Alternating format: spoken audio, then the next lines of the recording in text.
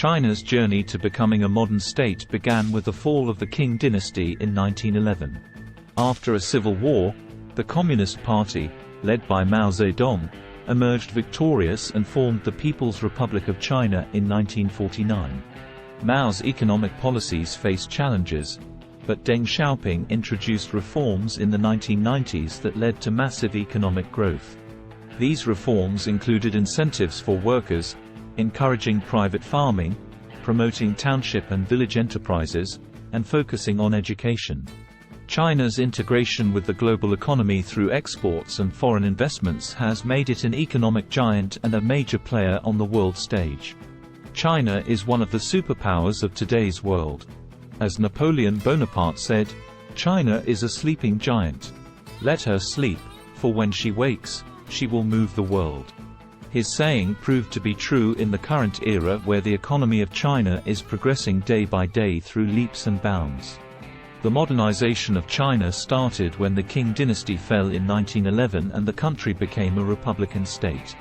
In China, political and military instability was at its peak in 1922. To bring a proper solution to the problems, two political parties emerged. One was the CCP, China's Communist Party, influenced by Marxism-Leninism, and the other was the Chinese National Party, Kuomintang. They both joined hands to defeat Japan, but afterwards, a civil war broke out between the two. It ended after 3 years with the victory of the Communist Party, whose leader was Mao Zedong. The People's Republic of China was formed on the 1st of October 1949. Till 1976, Mao was the Chinese leader whose economic policies faced massive failure. Under the Great Leap Forward policy in 1958, the Chinese government took all the lands under its control. Unfortunately, due to the poor execution, the agricultural policies brought famine to China. Destruction on a larger scale, famine, and poverty gave birth to rebel forces within the CCP. To suppress the rebel voices occurring in CCP, Mao started the Cultural Revolution in 1966, in which many opposing leaders were killed. After Mao's death, Deng Xiaoping came to power. He reversed all policies of Mao and introduced a large variety of reforms in China in the 1990s, which became a reason for massive economic growth in China. As Deng himself was a victim of the Cultural Revolution, he tried to make the system a little flexible. Due to the Cultural Revolution, most of the schools and universities were damaged, which resulted in the lack of a skilled workforce.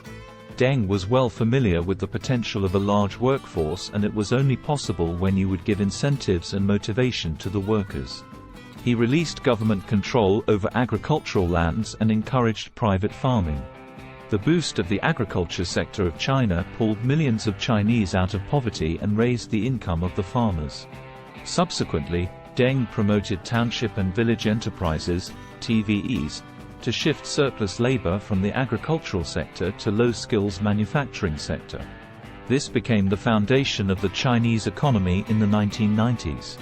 Other than this, China became the largest producer of cotton in the 1990s, leading to the extensive growth of the textile industry in China.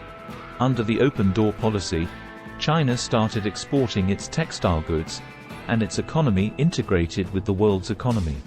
Moreover, unlike Mao, Deng put a lot of emphasis on education. In the 1980s, the Chinese government used to share up to 70% costs of education skills and other expenses. In the late 1990s, there was a technological boom in the US in which HP, Dell, and Apple were involved. For the production of their hardware products, the US needed cheap labor. So, China helped the US in assembling that. Later on, China started to copy many products like smartphones and laptops and exported them to South Asia in the 2000s at a cheaper cost, but the quality was not that good. After this, China made huge progress day by day. In 2008, China became the world's second largest economy. After the 2008 financial crisis, Xi Jinping followed the Go Global strategy and ordered companies to make investments in foreign locations. Today, China is doing projects like BRI, Belt and Road Initiative, and Cpec, China-Pakistan Economic Corridor, and is connecting the whole world. China strengthened itself economically at home first and then intermingled with the global economy to improve its economy. Hence, the important secret behind the journey of modernization is its skilled workforce, which has made China the second richest country after the US. Additionally, the world's economic superpower has very wisely selected its economic and political model. For political purposes, it has adopted the authoritarian regime, but when it comes to the economy, it has preferred the mixed economic model. If you liked this video, please like, share and don't forget to subscribe for more informative videos.